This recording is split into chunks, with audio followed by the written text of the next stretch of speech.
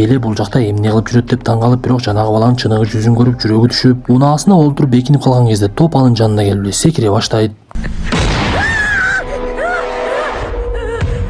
Aradan kança vakt ötüp belgisiz Aytor Mariyanın артынан дарыгери келип дөңгөлөгүн алмаштырып үйүнө жеткирет. Көрсө бул дарыгер Марияга жардам бергенче ага үйлөнүүнү максат кылып жүрөт экен. Күндөрдүн биринде уктап жаткан адам кырсык болгон жерде түш көрө баштайт. Ал эки жакты издеп аялын такыр эле таппай бир кезде Сулайканы канжалаган абалда көрүп, ага ыйлап жакшы көргөндүгүн айтып аны менен коштошо баштайт. Каарманыбыз аялына биз эми балаң экөөбүз сени кое бердик деп жаткан кезде эле баласы келип каарманыбызды ойготуп калды. Көрсө үйүнө мейманчылап атасы келип калыптыр. Атасы адам менен амандашып анын ал акыбалын сурап, апаңа ар кандай түштөр кирип сенден аябай эле кабатыр алып жатат. Деги аман эсенсиңби десе, баласы баардыгы жакшы ата деп жооп берди.